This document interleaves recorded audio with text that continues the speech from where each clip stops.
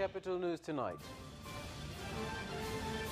Traffic police has confiscated 8,237 bus drivers' licenses.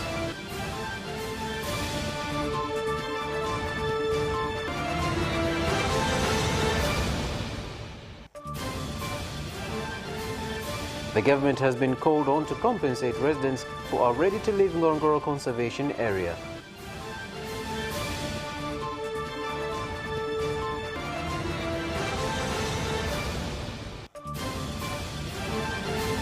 And in sports, Simba Sports Club fans have been called on to learn about the club's history at the National Museum.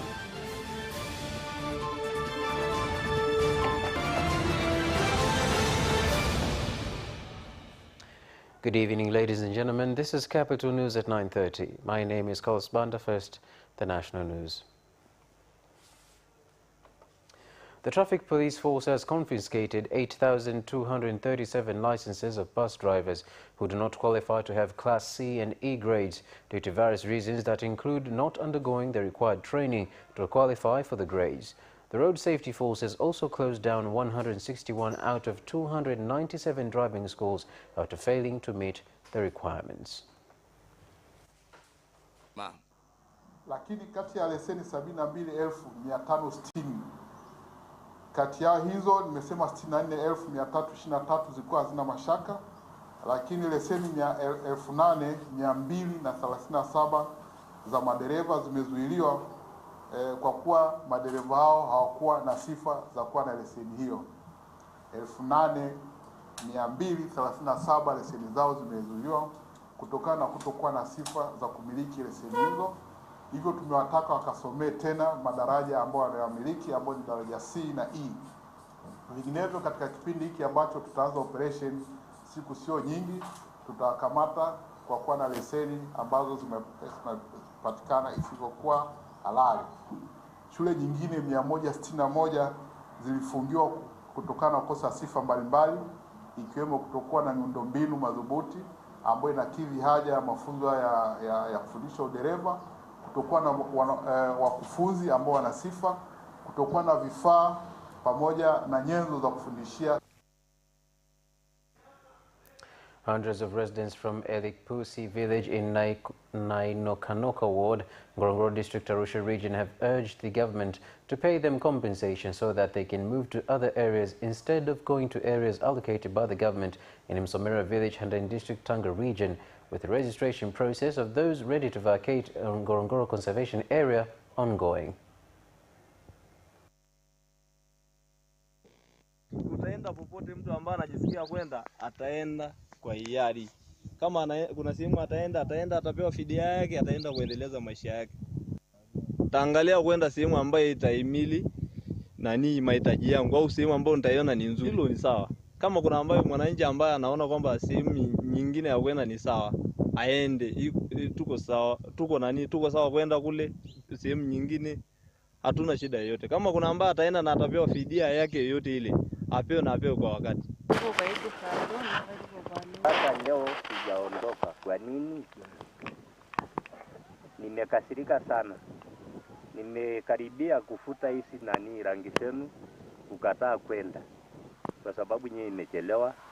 Nyumba zetu sote imeharibika kwa ajili ya kuandikisha na bado hatujaenda. Kwa nini? Ndio, wale harakishe. Baada ya miezi nikipita tena miezi moja ninafuta. The family of 4 relatives who died in a car accident that occurred in the early morning hours on Thursday at Mapatano village, Bagamoyo district, Coast region, have said 3 of the deceased will be laid to rest in Dar es Salaam, while the 4th will be transported to Ugweno in Kilimanjaro region for burial. Huu ni msiba mzito, umetustua. Kwanza tulikuwa na msiba kabla huu. Kaka yetu mwingine alifiwa na mtoto wake, watu wakawa wanaenda kumzika.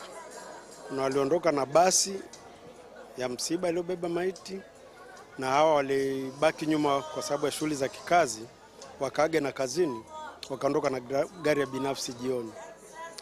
Lakini wakati waliotangulia wamefika kule, wanaona wenzao hawaji. Ndio baadaye ikatokea taarifa kwamba kuna ajali imetokea. Kwa hiyo Ile taarifa inastua. Tulipigwa na bumbuazi, tulistuka, lakini tulikubali kwamba Mungu ana matendo yake. Nashukuru, baada ya vikao vilivyokuwa vinaendelea vya familia, tumefika mahali kukubaliana kwamba tunamsafirisha kaka Nechi, ambapo yeye ataondoka kesho. Shughuli zote zitafanyika Lugalo na tutaanza saa 6 ili by saa 8 mchana watu waanze safari kuelekea Ugweno kwa ajili ya mazishi ambayo yanatarajia kufanyika siku ya Jumapili tarehe 6 mwezi wa 8 mwaka huu 2023. Na baada ya maziko hayo familia itarudi Dar es Salaam pamoja na wazazi, baba na mama Msuya. Tunatarajia tutafika hapa siku ya tarehe 7, siku ya Jumatatu. Wakati huo miili ya wapendwa wetu watatu, Sia, Diana na Nora, itatolewa mortuary siku ya Jumatatu, ambapo kwa sasa wamelazwa Lugalo. Dada Sia na Nora watakuja hapa nyumbani tulipo sasa hivi Mbezi, watalazwa hapa siku ya Jumatatu, na dada Diana Mageta atapelekwa nyumbani kwake Twangoma. Na tunatarajia shughuli zote za kuaga hawa wapendwa wetu watatu kufanyika kwa pamoja siku ya tarehe 8 mwezi wa 8 2023. May their souls rest in eternal peace. Vice President Dr. Philip Mpango has called on institutions and public organizations to stop dependence on government subsidies and warned that those found to be underperforming will be revoked. Vice President Dr. Mpango made the statement in Arusha when launching a commercial and residential complex constructed by Tanzania Building Agency. Hivi sasa tunafanya tathmini ya mashirika yote na taasisi za umma. Sasa zile ambazo hazijiendeshi, ambazo ni mzigo kwa serikali, basi wasubiri. Uamuzi thabiti ni kuyafuta. Ninawapongeza TBA kwa kukamilisha mradi huu wa jengo la kisasa lenye ubora wa hali ya juu kabisa. Chimbuko la mradi huu kuwa ni azma ya TBA kutaka kujiendesha yenyewe kwa kuwa na mpango wa kujenga majengo ya kibiashara kwa lengo la kuongeza mapato yanayotokana na kodi ya pango. Hivyo kwa kupitia mradi huu na mingine inayotekelezwa kutawezesha wakala kuwa na mtaji wa kujenga nyumba nyingi zaidi za watumishi wa umma katika maeneo mbalimbali. Mpango huu umezingatia masuala yafuatayo. Casualties of various road accidents in Kagera region will now be able to get surgery services that require placing of external limb fixators, pins and screws at Kagera Referral Hospital instead of having to travel to Muhimbili National Hospital in Dar es Salaam to get the service. Tunashukuru serikali ya Jamhuri ya Muungano wa Tanzania kupitia Wizara ya Afya ilituletea daktari mmoja wa upasuaji wa mifupa ambaye alihamishiwa hapa kutoka hospitali ya rufaa mkoa wa Tanga, lakini vile vile tunamshukuru katibu tawala mkoa ambaye vile vile alimhamisha daktari mwingine wa upasuaji wa mifupa kutoka halmashauri ya wilaya ya Muleba kuja hapa kwetu.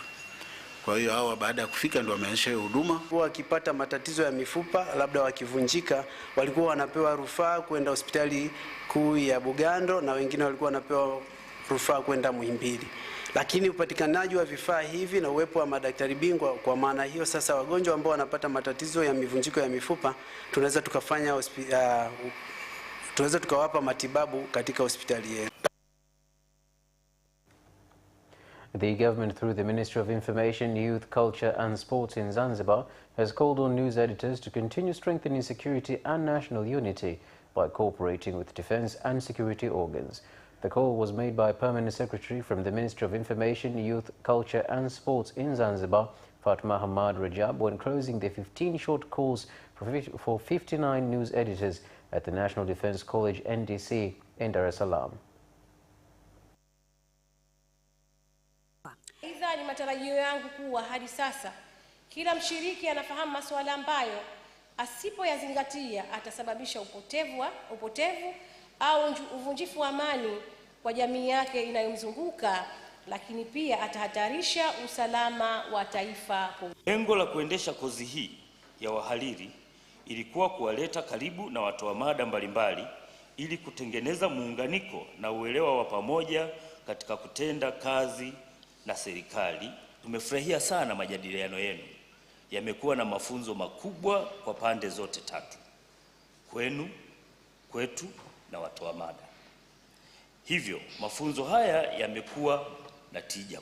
Yanalenga sasa yametupa uelewa mpana wa dhana ya usalama wa taifa, tofauti na lilokuwa likiwazwa na watu wengi. Wakisikia usalama wa taifa wanafikiri ni askari anayefanya kazi chini ya kapeti, lakini uhalisia kila mwananchi ni mwana usalama wa taifa. Jambo lolote linaloondoa amani katika jamii ya wananchi waliounganika pamoja wakakubaliana wana utamaduni wao, linapopunguza ile amani yao, basi linakuwa limeteteresha usalama wa taifa. The Urban District Commissioner in Zanzibar, Rashid Msaraka, has led a special operation against use of shisha in secondary schools following reports of youths smoking shisha, which has been prohibited, I beg your pardon, in schools. Na simu na vitu kama hivi, amplifier, mawigi haya, maperfume nimekutana nayo, nimekutana na vikuku, nimekutana na rangi za kucha, lakini lengo hasa ilikuwa ni shisha na simu. Na inavyoonekana taarifa zetu zilipenya kidogo. Kwa hiyo ndio maana zoezi hili tofauti na zoezi lililopita nyuma. Programu ya kupita mashuleni, baada ya kuonekana vijana wengi wana vitu ambavyo haviendani na elimu. Vijana wanatumia shisha, vijana wanatumia wakati fulani bangi na vitu kama hivyo. Kwa hiyo tumepita na baadhi tumewakamata. Mheshimiwa mkuu wa wilaya na kamati nzima usalama imetoa elimu. Na tumechukua majina, tutawaita wazazi pia kwa ajili ya kuendelea kusimenti na kukemea vitendo vya namna hiyo. Na tumejipangia hivyo na tutapita kwenye mashule mbalimbali kwa nizamu wa skuli hii ya Forodhani. Kwa kweli zoezi hili limeenda vizuri na ni la kushtukiza. Kwanza naomba waache na hii tabia na pia ikiwezekana wafuate vigezo vizuri. The Minister of Finance, Dr. Mwigulu Nchemba, has called on ministries, government departments and institutions dealing with collection of government revenue to put in place plans that will facilitate the collection of domestic revenue for both the Union and Zanzibar governments in order to speed up development for citizens. Viongozi wetu, Rais wa Jamhuri ya Muungano wa Tanzania Dr. Samia Suluhu Hassan na Rais wa Zanzibar Dr. Hussein Mwinyi wana ahadi ambazo wamezitoa kwa wananchi ambazo utekelezaji wake zinatarajia mapato. Kwa hiyo jambo la mapato actually ndio moyo wa serikali. Moyo ukifanya kazi kwa efficiency ndogo, mwili mzima unakuwa dhaifu.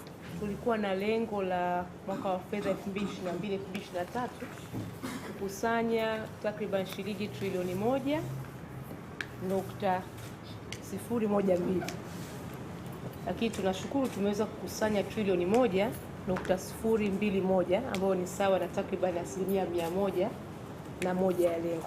Kama wizara tutaendelea na sehemu yetu ya kukusanya, kwa maana kwa kupitia ile first parcel registration, kwa sababu mwanzo mtu anapokuja kumilikishwa jukumu bado liko chini ya Wizara ya Ardhi. Kwa hiyo ile registration ya mwanzo na malipo yale ya kodi ya mwanzo yataendelea kubaki chini ya Wizara ya Ardhi, lakini baada ya hapo yataendelea kuwa chini ya TAMISEMI.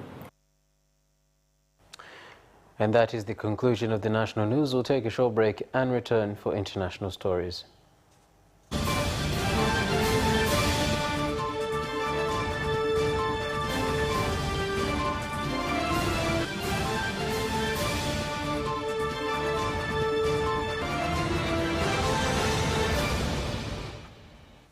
Welcome back, and now international news.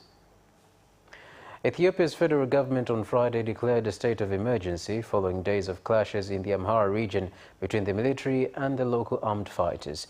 On Thursday, Amhara's government requested additional help from the federal authorities to reimpose order. The state of emergency entails, among other things, establishment of roadblocks, curfews, and military takeover in certain areas.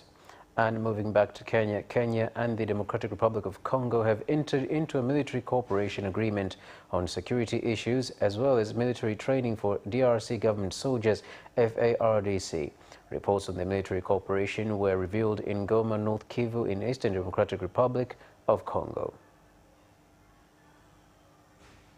The defense cooperation was established. Therefore, the signing of the technical implementing arrangements. Makubaliano haya ni ya ushirikiano ya ulinzi na usalama, na hii kuweka usawa kati ya ushirikiano wa Kenya na Jamhuri ya Kidemokrasia ya Kongo ili kwa pamoja kamati zetu za usalama zishirikiane pamoja na hii kusaidia mataifa yetu mawili. À cet égard, nous invitons le Kenya en tant que pays ami et frère à accompagner sincèrement. Tunaomba Kenya kama taifa jirani kusaidia Jamhuri ya Kidemokrasia ya Kongo wakati huu mgumu ambao taifa letu linavamiwa na Rwanda. Ni muda ambao mataifa ya Afrika yapashwa kujiunga kwa ajili ya maendeleo ya Afrika. De l'humanité et de l'Afrique. Began moving in Russian port of Novorossiysk on the Black Sea after being suspended earlier due to a Ukrainian drone attack. The Caspian Pipeline Consortium CPC, I beg your pardon, said it was already preparing to load a new tanker at one of its mooring points. Ukrainian intelligence said a Russian naval vessel was damaged during a sea drone attack at the Russian port of Novorossiysk. That was conducted by the Security Service of Ukraine and the Ukrainian Army. And that finalizes the international news. We'll take another short break and return for business stories.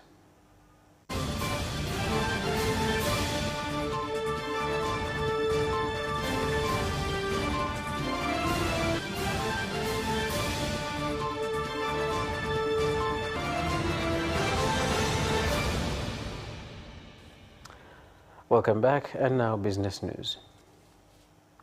NMB Bank in Binga District Ruvuma region has issued loans amounting to more than 22 billion shillings to farmers in order to increase productivity in coffee and maize crops.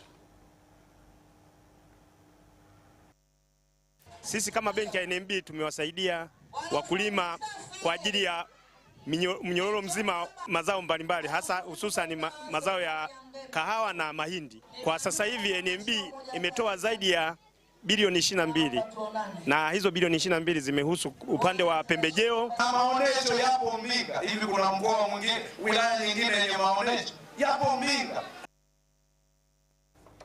Tanzania Ports Authority TPA has received for the first time the MV Mirembe Judith ship from Mombasa, which will start to transport all containers destined for Zanzibar, being measures taken to address marine cargo transport challenges in the Azores. Tuna makasha au meli za makasha zile kubwa zinabeba mzigo zinaleta kwenye bandari ya Dar es Salaam. Sasa kwenye makasha hayo kuna makasha mengine wastani wa 1000 hadi 2000 yanapaswa kwenda Zanzibar. Kitaalam tunaita transshipment. Sasa yale unayapelekaje Zanzibar? Ndio kazi ya meli hii. The sesame buying season through the warehouse receipt system in Songea region has ended with farmers getting paid more than 20 billion shillings from companies that took part in the 8th auction. Ni msimu wa mwaka juzi tulifikisha tani 348, msimu wa mwaka jana ilikuwa tani 157. Kwa mwaka huu tumeenda vizuri, tumefanya vizuri, kumekuwepo na ongezeko la wakulima. Lakini mpaka sasa tumelipa zaidi ya bilioni 20 kwa wakulima. Lakini pia halmashauri tumepata zaidi ya milioni 600 kwa mnada ule wa nyuma, lakini mpaka tunaenda kufunga mnada naamini tutakuwa kwenye milioni 800 na kitu. Kwa kiufupi mfumo ni mzuri na unatuinua kiuchumi. Sisi kama wakulima tumefurahiwa nao sana. And that marks the end of the business news. We'll take a short break and return for sports.